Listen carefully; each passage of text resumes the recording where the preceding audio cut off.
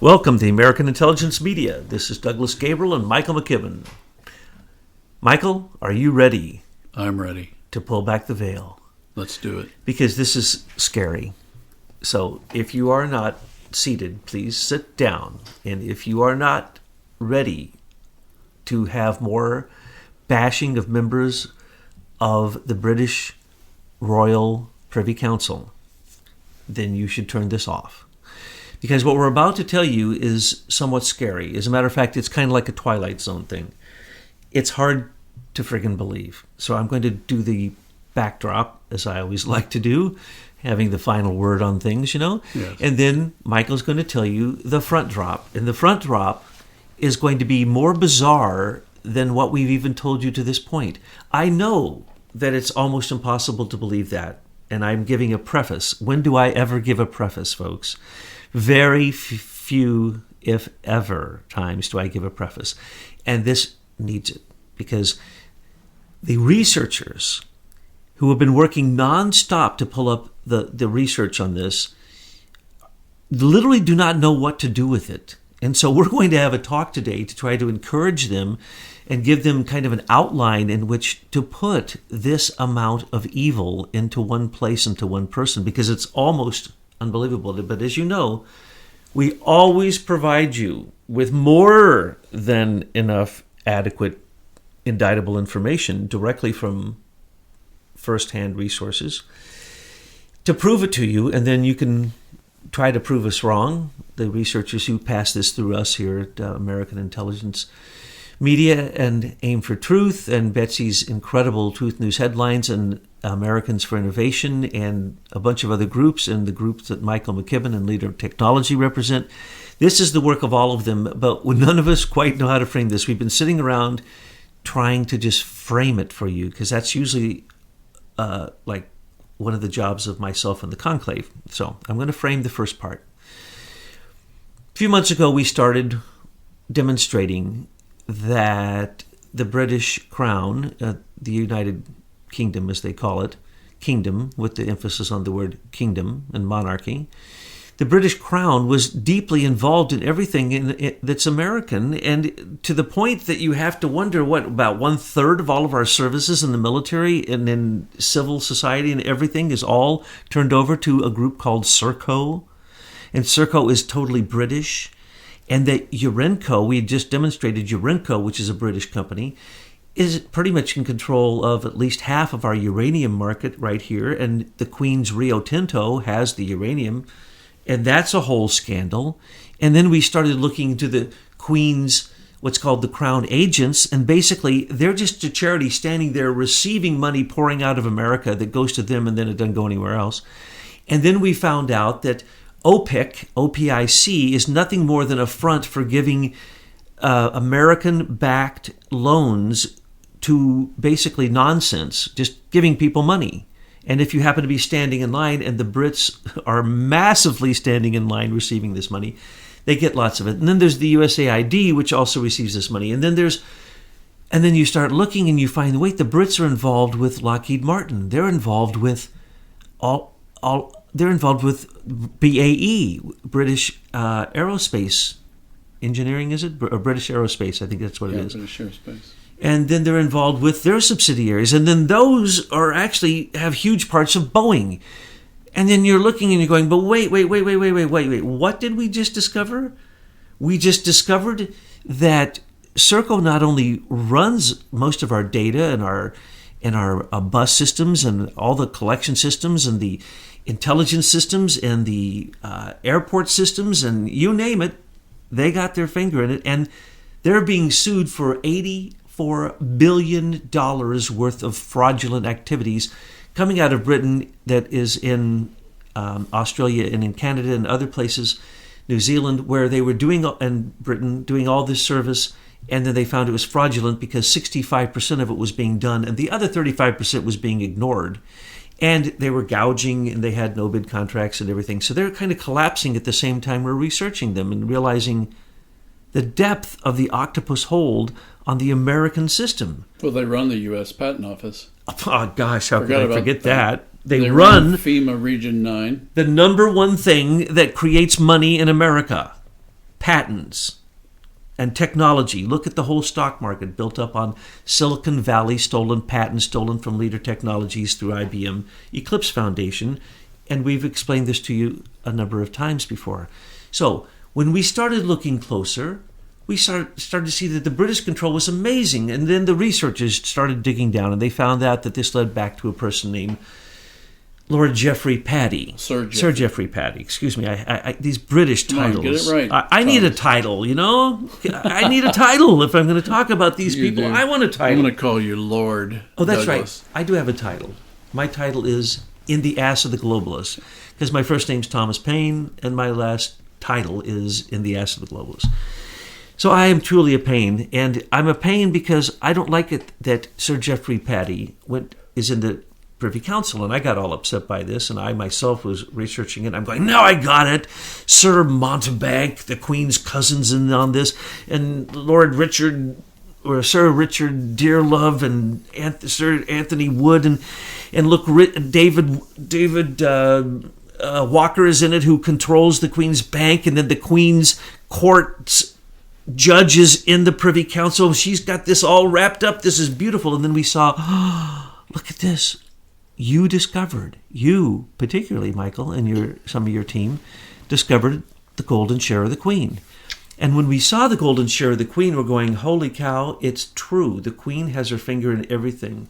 She's got the ultimate veto power. But how does she do it? She runs it through Sir Geoffrey Patty.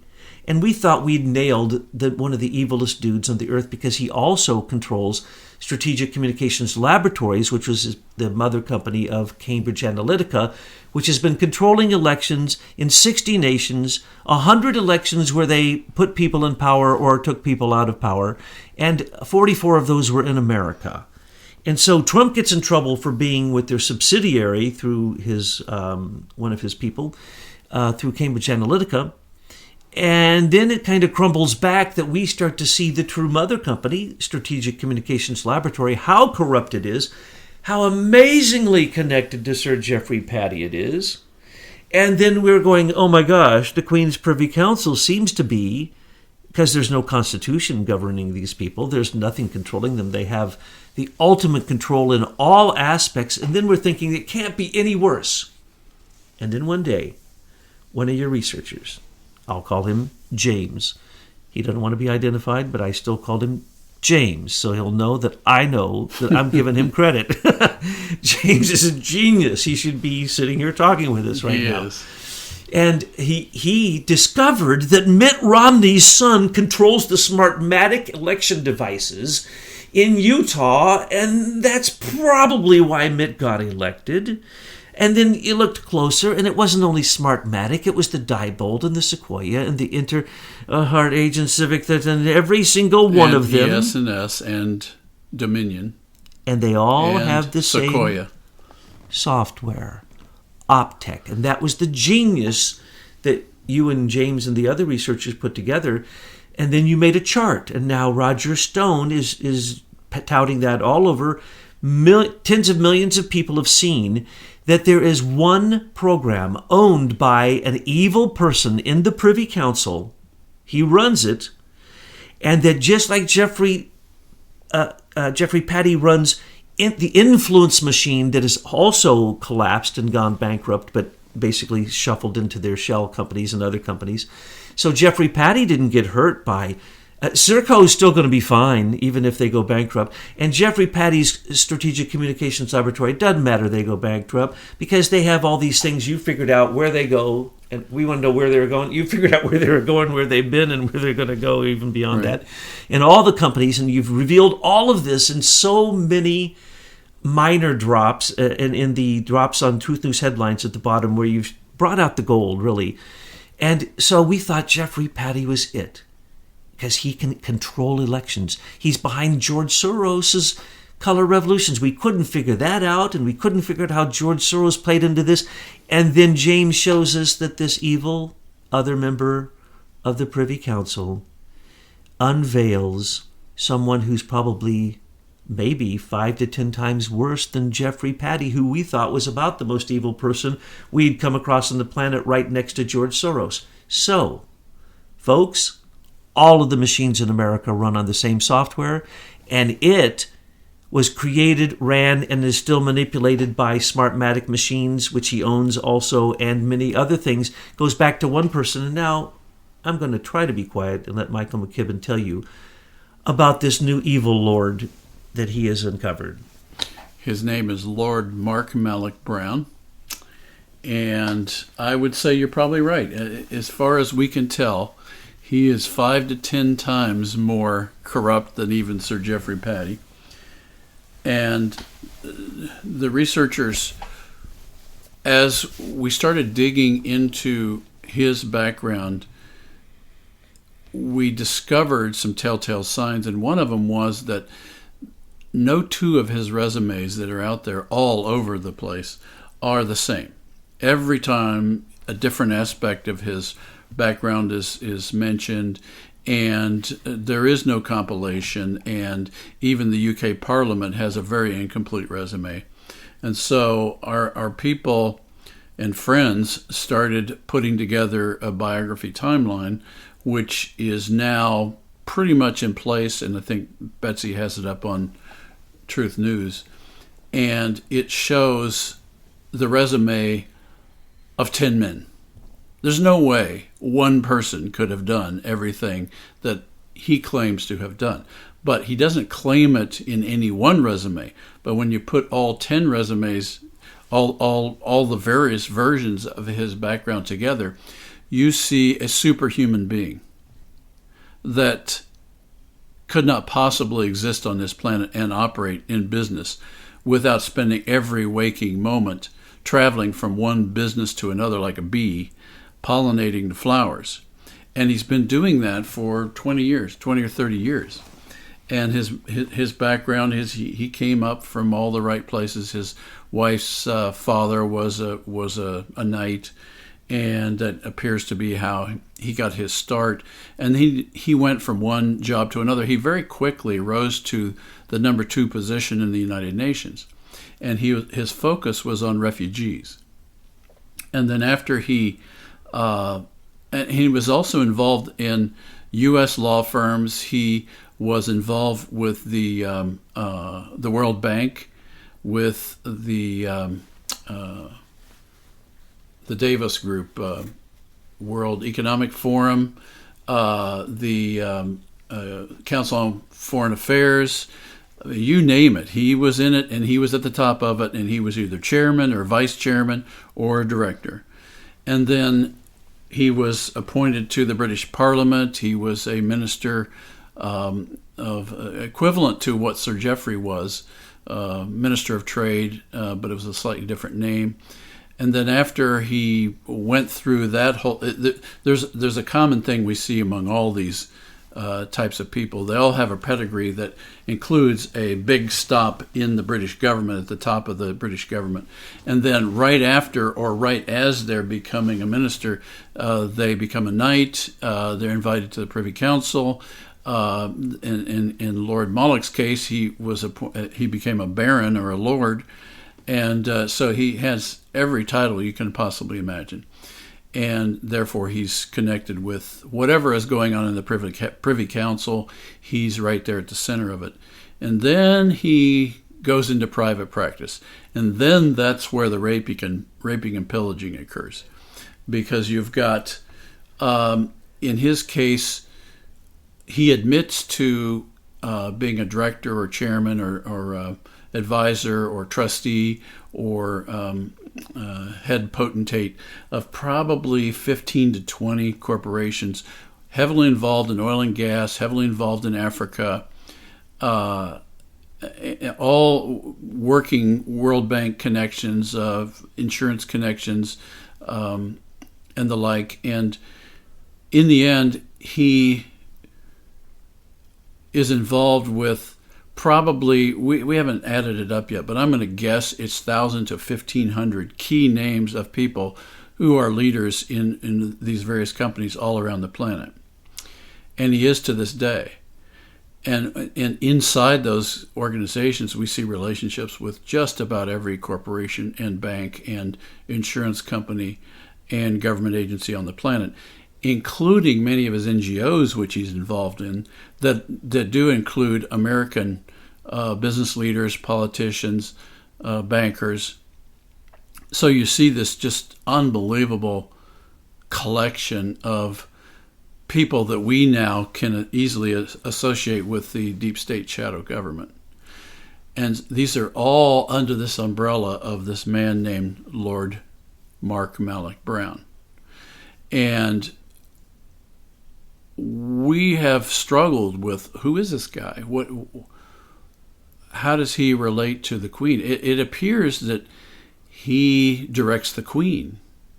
It appears that he is taking orders from a global world government group where he is their chief banker, he is their chief financier, he is their chief fundraiser, and he's in all the right places at all the right times all over the planet to this very day. He's 63 years old right now.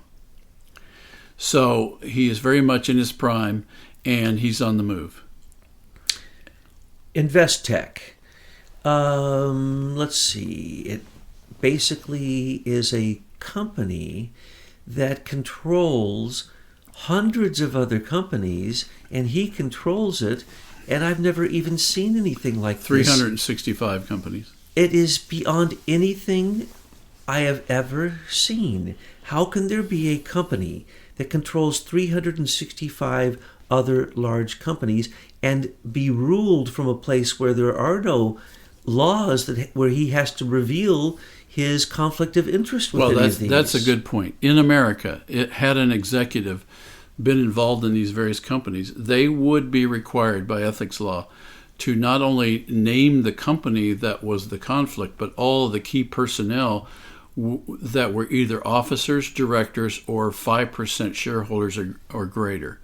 That's a requirement of our ethics laws. So our ethics laws are a little bit more transparent.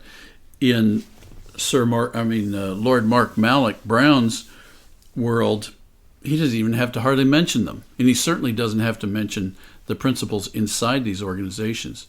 And then you mentioned Investec. One of the things that we talked about earlier was the fact that in many of those Investec investments, there are investors in nominee accounts, which are basically hidden offshore accounts where the true investors are hidden. And there are, I'm going to just say 50 to 100 of those nominee accounts in what we've seen in the research that's been done over the last month. So inside those, my guess is you're going to see all the names that want to hide themselves on the planet. You're going to see judges in the U.S. You're going to see key politicians. Why? Because their investments are hidden, and they're protected by the Queen's Privy Council. Because in case these guys get in trouble, they go to a special court called the Queen's Court, which you talk about a rigged system in the U.S. It's doubly rigged there because they protect the Queen. So anything the Queen wants protected will be buried.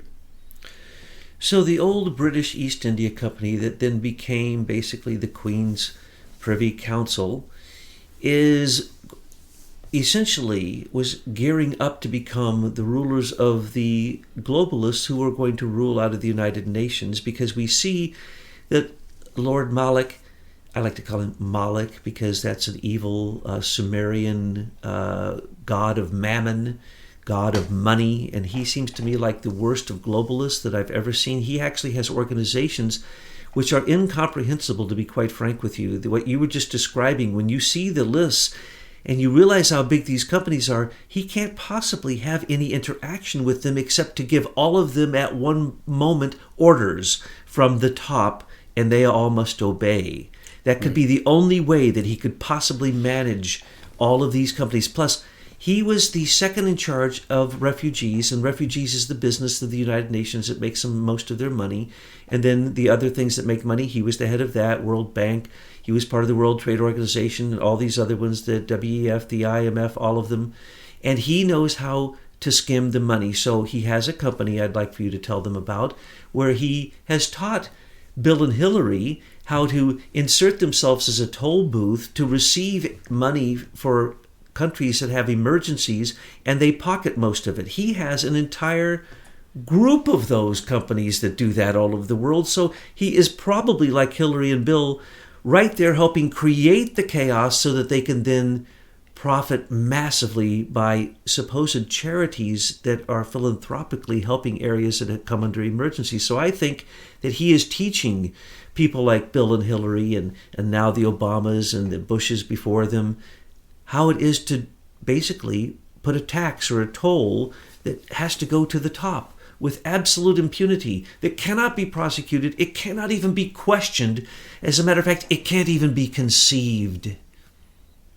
And that's what I'm describing. It can't even be conceived that this is actually in place, and these are institutions that are as old as anything anyone remembers. No reasonable person would believe that people that they put their trust in to run their public institution could be acting in such a profligate way.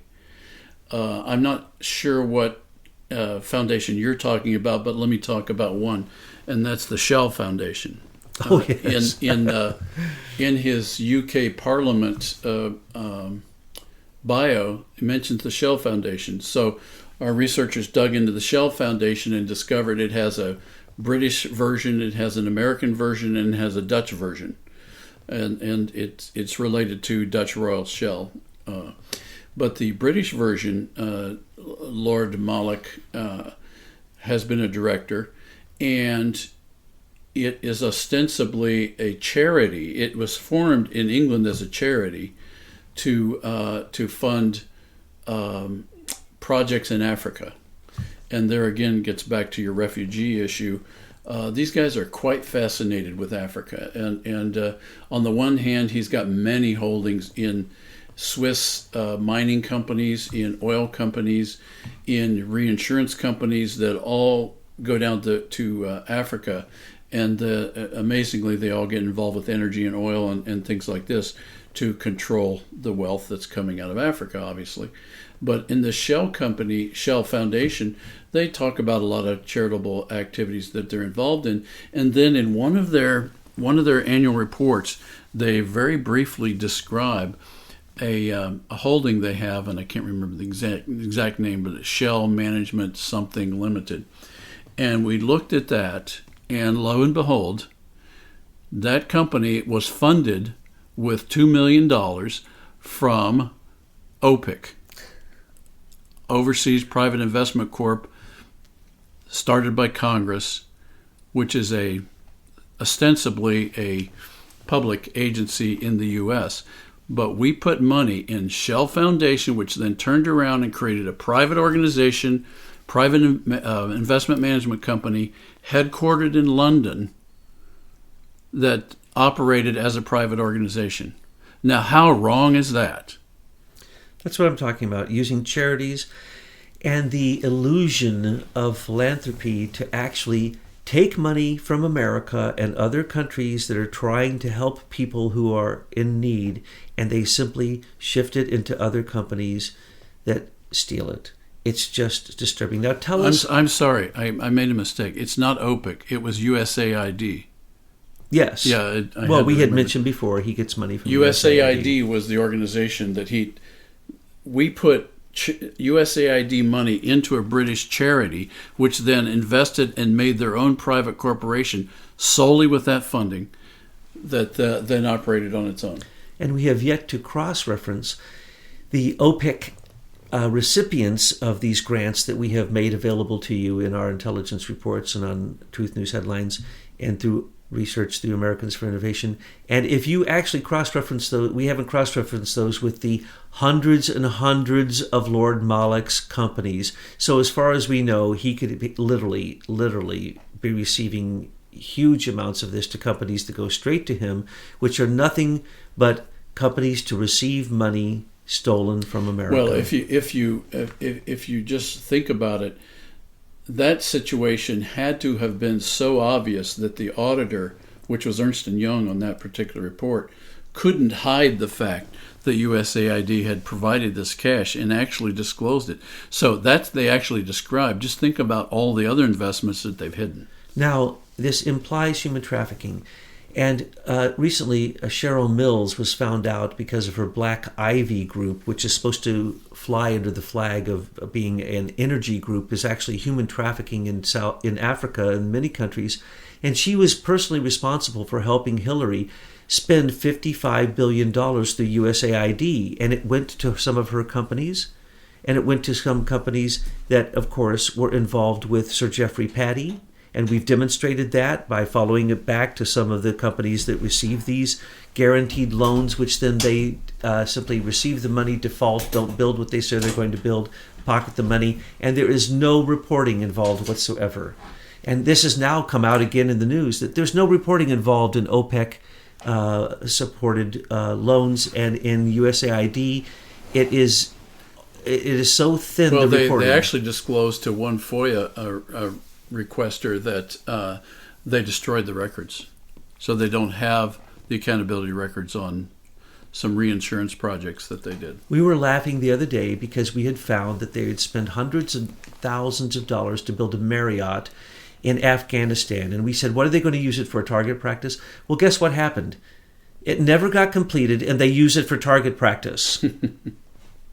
It doesn't take a genius to figure out the rat lines of evil, folks. So that's the reason we are oftentimes accurate about our predictions, because it's real easy to see this now. Wait a second, Douglas. They have beautiful websites that have pictures of all these happy people, and they show all these completed projects for water and agriculture and building, and if it's on the internet, you can believe it.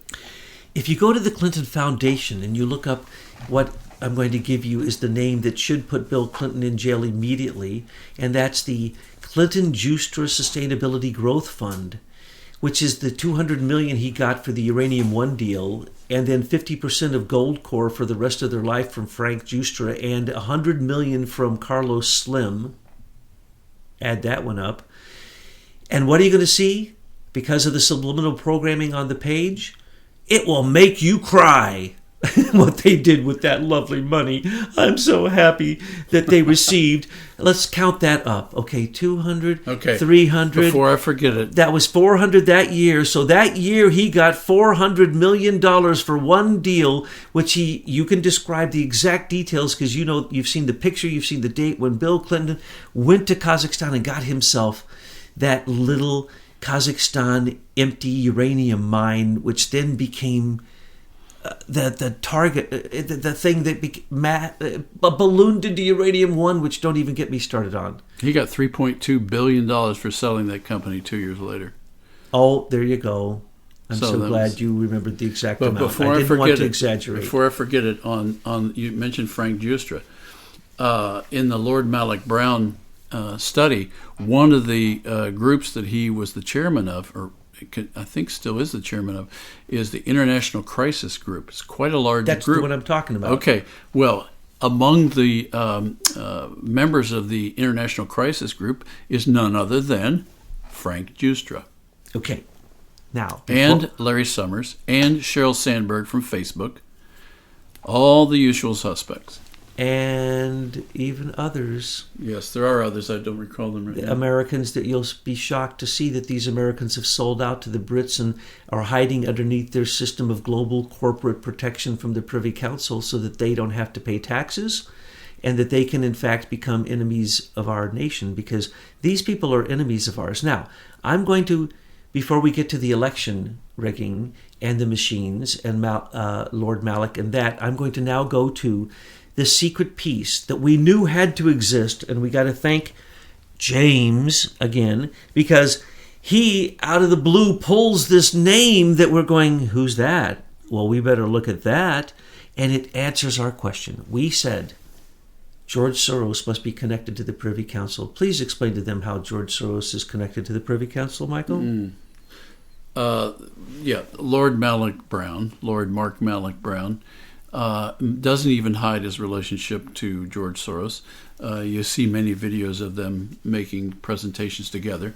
But in Malloch-Brown's career, before he joined the UK Parliament, he was a director of Quantum Fund and was a founding director, I believe, of Open Society Foundation. Original chairman. Original chairman, yes. All obviously George Soros entities. So he doesn't even hide his association, and therefore, George has continually been involved in everything he's done. And in fact, when he lived in the U.S. and worked at the UN, he lived on a George Soros estate and paid, I think, $15,000 a month for staying in that little pad.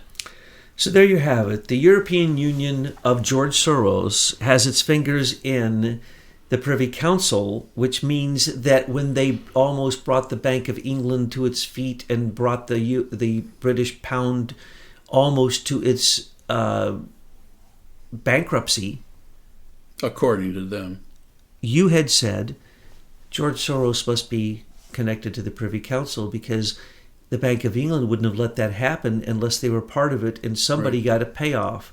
There it is, folks. And we found that George Soros and the manipulation of elections. But that, by the way, that was in '92, right before Bill Clinton.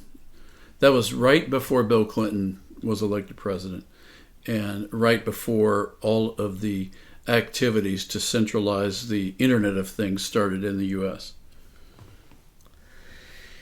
Because they understood that your invention of social networking would make it that they would drive everything to digital centralization so that they could have global control. And that you have found both with Jeffrey Patty and his control of intelligence and information systems, and also with Lord Malloch and his control of many companies that are in some way not the militarized one. Like Jeffrey Patty handles all this terrible militarization, atomic weapons, the sneaking into our largest military industrial contractors. In other words, Britain gets most of our military money. Does anybody know that? Does anybody know that Lockheed Martin is controlled by Serco and the Golden? Lockheed Martin actually runs the AWE, the Atomic Weapons Establishment in the UK.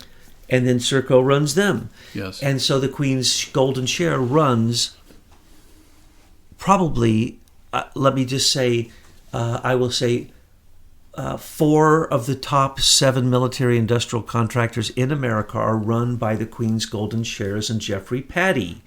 And so he handles that end, and then Lord Malloch seems to handle everything else. So Patty handles influence through manipulation, through Strategic Communications Laboratories. Through Serco, he controls the web that enters into all of the Commonwealth nations, and we are basically a subsidiary of Britain. We are still a Commonwealth nation. We just don't know it.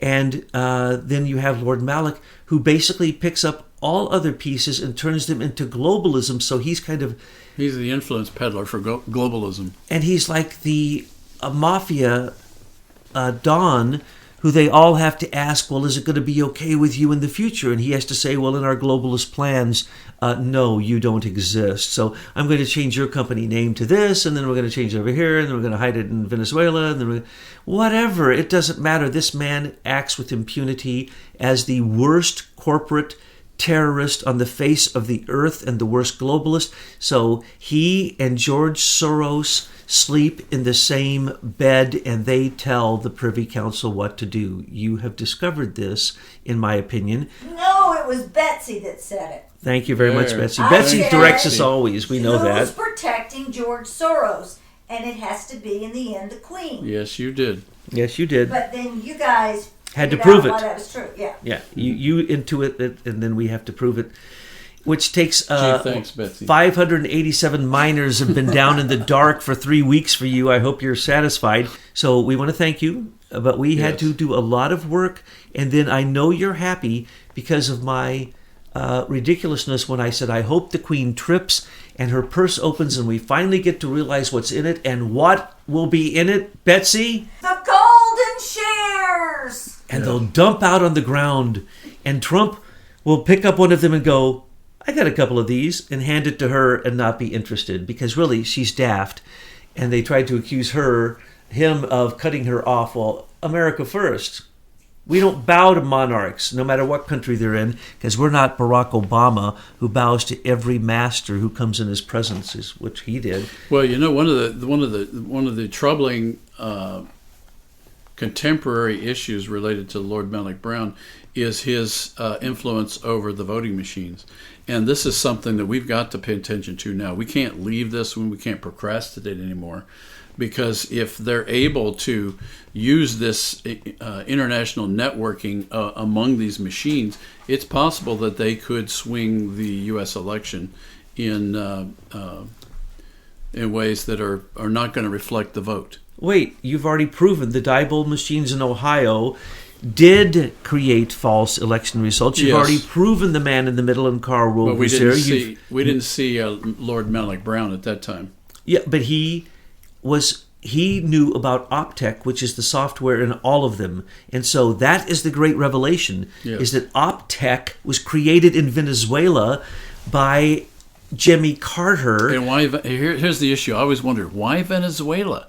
Well, that's because at the time of the elections of Chavez, Lord Malloch-Brown was working at the UN, and he was assigned to advise those countries on their elections. And that's how he got involved in Venezuela. And in the process, they hired a couple of Venezuelan technologists who then worked on that Optech software with other people. There were some Americans involved too. But in the end, all that software made its way into the Smartmatic machines. And then you see, and this is what James was puzzled by, because you saw then flips and turns and double flips and mergers and bankruptcies and renaming of corporations, previous names that had been sent out of business. And you saw then buyouts, and then you saw the Department of Justice issue orders so that Mitt Romney's company could buy into the software for one of the companies that then had the Optech software inside of it. So in the end, one of the things we asked James is, James, what's the common thread here? And that's when James figured out it was the Optech engine is in all of these electronic machines that are used in our elections. That's why they're pushing electronics so hard. So we've said, what is a simple solution to the fact that they obviously are controlling our machines? How do we prevent an unfair vote?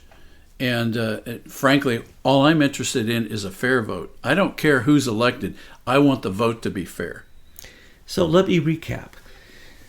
Lord Malloch, the evil one, goes from one office to the next for 1 year. He fixes it for the Privy Council globalists and then moves on to the next. And at one point, he was basically in charge of all of the UN oversight of elections throughout the whole world. And at that time, he made sure that Jimmy Carter, who was funded by BCCI, a well-known Pakistani bank that is a front for the CIA, the Pakistani ISI, Israeli Mossad, and others, that is who funded him. When that came out, of course, that was then obliterated from the news. And, of course, when someone more evil from the CIA came along, George H.W. Bush, then the October surprise got rid of Jimmy. But Jimmy had a group called the International, correct me on this, International Elections Systems, or I think there's another word in it. But anyway, he created this foundation in Venezuela with the CIA to create a software that could be used in any machine thereafter to rig any election in any country, anywhere. This is how CIA does it. Folks, I'm sorry, I had to red pill you on Jimmy Carter. He wasn't just a peanut farmer. He was CIA through and through, and that's the reason to this very day, when he stands with those other presidents against Trump, do not for 1 second think that he was an innocent person. He's as evil as any president, just about, but George H.W. Bush probably takes the cake. But the others have been striving to be like Daddy Bush and be a really good CIA agent. So we are talking about the rogue CIA, because every president, after they get out of the White House, creates their own version of the rogue CIA, their own intelligence agency, and they get their own enrichment. So Jimmy Carter has to this very moment, folks, though he stands up and made horrible statements against Trump and made stupid statements about how he believes in elections, and he is one of the people who goes over to make sure elections are right. And if this group and other groups say that as they get exit polls, if the exit polls don't meet their numbers, they say that in any country in the world it wasn't a democratic election, and they say it's null and void. They control elections from perception management from the beginning through Jeffrey Patty and Strategic Communications Laboratories and other groups like them. They control it through the politics by corrupt election funds, and then they control it through the machines. And when they say, oh, Diebold was bad, yeah, Diebold, we know it was fractional voting. We've proven it 1,000 times.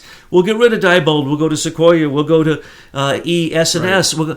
It's all the same all the software. options are rigged. Every option is rigged. And as you say, the only way out of this digital prison is paper and to ink your finger if you'd actually like people who should vote. And then you ask fellow citizens in the precinct, bipartisan, all represented, sit there and count the votes themselves, and then that's the vote that's carried to the state election board, so that you have an unbroken chain of custody.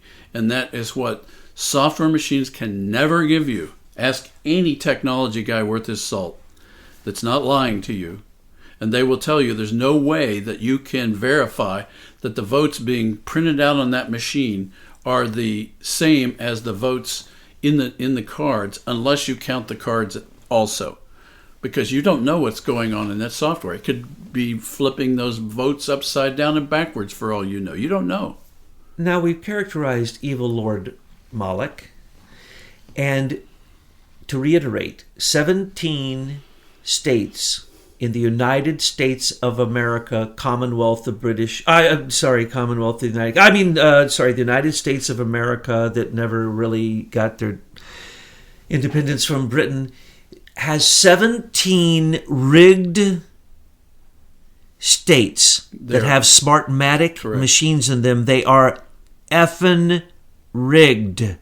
Mr. President, your stupid Department of Homeland Security director just stated that she's just checked into every aspect and met with all the Secretary of States and looked at all the voting machines and says there is absolutely no way that anybody can possibly affect our elections this time. There's wait, Douglas. No hint at Russian meddling, no nothing. Oh, wait a second.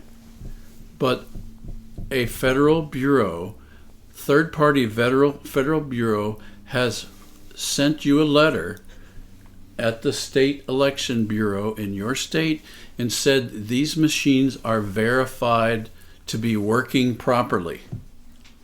So why do you have a problem with using those machines then in your local precinct? Why do you have a problem with that? Because I'm sorry. they told you the government said it was okay? Yes. Oh, I'm sorry. I must be making a mistake. The government does not make mistakes. That's an unbroken chain of custody in their view. I mean, how ridiculous is this? They use Facebook now, and they want to have the Secretary of State's report through Facebook. And they think that Facebook, after all we've found out about Facebook, that is a viable option. Folks, if it's digital, it's a lie. Yes, the state, I believe that. The state of Washington is now going to use Facebook to collect votes. When we know that dude Zuckerberg didn't create and he lied about everything in his testimony. Right now, Google and Facebook are facing billion-dollar fines in Europe and in Australia. Why aren't we fining them? They did the same thing here. Why aren't we fining them? Well, in the end, according to the Constitution, the vote is the property of the people. It's not a government responsibility to protect its vote. It's the people's responsibility. So unless we, the people, take over our vote, we deserve the result. To prove we're not exaggerating, Hillary Clinton went in with Jill Stein for a recount.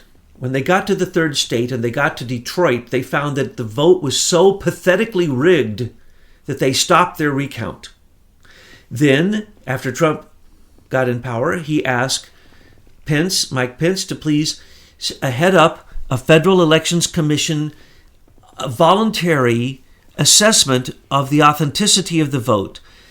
Only 7 states responded that they then calculated, and they found between 2.5 to 3.5 million illegal votes simply by checking licenses against their lists. They found so many people dead that voted, and so many people with IDs that voted that are not naturalized, that are not citizens, that the Democrats insisted that it was like the Russians were, they actually insinuated and said Michael Pence was being driven by the Russians to demonstrate that the vote was not true when the vote was true. And then at that point they said, no, remember what Obama said, not one single vote was changed. Remember what Clapper said. After all the investigations, not one single vote was affected by the Russian meddling. What did Brennan say? Not one single vote was affected. What did Comey? They all said the same thing. I don't care what they say. They aren't we the people. We, the people, have got to take over the conduct and the management of our vote. It's not even the Secretary of State's, in the Secretary of State's power in a state to run the election. It is the people's power. The people have got to take back the power in this particular important area. And it's got to be bipartisan. It's got to be fair. And that's all I care about is a fair vote. I don't care whether my candidate gets in or not. If the vote was fair, then I'll accept the result. But in these cases, we can't accept the result in any of these states right now. Correct. So, to summarize, I warned you to sit down. If you haven't passed out by now, then you're asking the question, what can we do about this?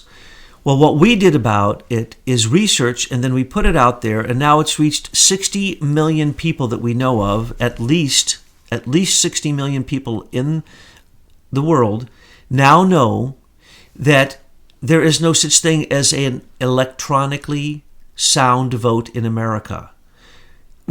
Get rid of op tech. Get rid of the software. Quit playing the games with Lord Malloch. Quit playing the games with Jeffrey Patty. Last election, 2016, he went down, and Strategic Communications Laboratories and the Queen's Privy Council and Jeffrey Patty went down, and they had to now reconstitute and start in their other companies. We need to take down Lord Malloch and his globalism control of the software and some of the hardware, Smartmatic election machines that are in 17 U.S. states for the next election. We have to right now call foul. We have to put a moratorium on any electronic, digital election results. They must be paper. They must be able to be recounted. We don't care how long it takes for them to get turned in. We want them accurate, and we only want people who have verified I-9s, which is you have to fill out an I-9 when you work for practically anyone that states that you're a citizen. And if you can't provide that information, you don't get to vote, and then you're going to get your thumb inked so you don't get to vote 10 times in a row. And then Lord Malloch will be on the run, and that's what we wanted to do today. Tell you how easy it is to take the most evil person we have ever found and wipe him out simply by bringing him to light.